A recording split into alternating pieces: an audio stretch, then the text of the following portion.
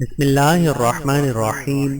السلام علیکم ورحمۃ اللہ وبرکاتہ۔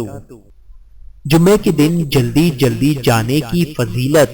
رسول اللہ صلی اللہ علیہ وآلہ وسلم نے ارشاد فرمایا، جب جمعے کا دن آتا ہے تو مسجد کے ہر دروازے پر فرشتے کھڑے ہو جاتے ہیں اور سب سے پہلے آنے والے اور پھر اس کے بعد آنے والوں کو نمبر وار لکھتے جاتے ہیں۔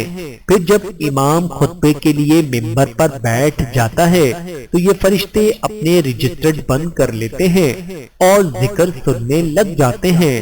بحوالہ صحیح بخاری، حدیث نمبر 3211۔ نظر کا لگنا۔ رسول اللہ صلی اللہ علیہ وآلہ وسلم نے ارشاد فرمایا، اللہ کی پناہ طلب کرو اس لیے کہ نظر بد حق ہے۔ بحوالہ سنن ابن ماجہ، حدیث نمبر 3508۔ بڑا بھائی باپ کی جگہ۔ رسول اللہ صلی اللہ علیہ وآلہ وسلم نے ارشاد فرمایا، بڑے بھائی کا اپنے چھوٹے بھائیوں پر ایسے حق ہے جیسے والد کا اپنی اولاد پر حق ہے۔ بحوالہ مشکہ شریف، حدیث نمبر 4946۔ روزی کمانے کی ترغیب۔ رسول اللہ صلی اللہ علیہ وآلہ وسلم نے ارشاد فرمایا، اہل تقوی کے لیے مالداری کوئی حرج کی بات نہیں اور تندرستی متقی کے لیے مالداری سے بہتر ہے اور خوش دلی بھی ایک نعمت ہے۔ بحوالہ سنن ابن ماجہ، حدیث نمبر 2141۔ سورۃ الملک کی فضیلت۔ رسول اللہ صلی اللہ علیہ وآلہ وسلم نے ارشاد فرمایا، قرآن کی 30 آیتوں کی ایک سورت نے ایک آدمی کی شفاعت یعنی سفارش کی تو اسے بخش دیا گیا۔ بحوالہ سنن ترمذی، حدیث نمبر 2891۔ محبت اور نفرت میں میانہ روی۔ رسول اللہ صلی اللہ علیہ وآلہ وسلم نے ارشاد فرمایا، اپنے دوست سے اعتدال اور توسط کے ساتھ دوستی رکھو، شاید وہ کسی دن تمہارا دشمن ہو جائے، اور اپنے دشمن سے اعتدال اور توسط کے ساتھ دشمنی کرو، شاید وہ کسی دن تمہارا دوست بن جائے۔ بحوالہ سنن ترمذی، حدیث نمبر 1997۔ دنیا اور آخرت کی فکر۔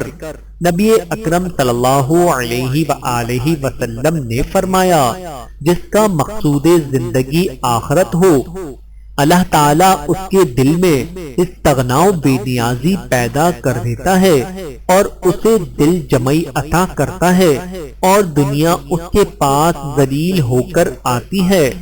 اور جس کا مقصود طلب دنیا ہو، اللہ تعالیٰ اس کی محتاجی اس کی دونوں آنکھوں کے سامنے رکھ دیتا ہے اور اس کی جمع خاطر کو پریشان کر دیتا ہے، اور دنیا اس کے پاس اتنی ہی آتی ہے جو اس کے لیے مقدر ہے۔ بحوالہ سنن ترمذی، حدیث نمبر 2465۔ سیاسی کشیدگی کیوں؟ نبی اکرم صلی اللہ علیہ وآلہ وسلم کے ارشاد مبارک میں ہے، جب ان کے حکمران اللہ تعالیٰ کی کتاب کے مطابق فیصلے نہیں کرتے اور اللہ نے جو نازل کیا ہے اس کو اختیار نہیں کرتے تو اللہ تعالیٰ ان میں پھوٹ اور اختلاف ڈال دیتا ہے۔ بحوالہ سنن ابن ماجہ، حدیث نمبر 4019۔ رسول اللہ صلی اللہ علیہ وآلہ وسلم نے ارشاد فرمایا، میں ٹیک لگا کر نہیں کھاتا۔ بحوالہ صحیح بخاری و سنن ترمذی، سنن ابو داود و سنن ابن ماجہ۔ نبی کریم صلی اللہ علیہ وآلہ وسلم نے ارشاد فرمایا، موسم سرما مومن کے لیے موسم بہار ہے۔ بحوالہ مسند احمد، حدیث نمبر 11716۔ یعنی دن چھوٹا ہو جاتا ہے تو روزہ رکھتا ہے، رات لمبی ہوتی ہے تو وہ قیام کرتا ہے۔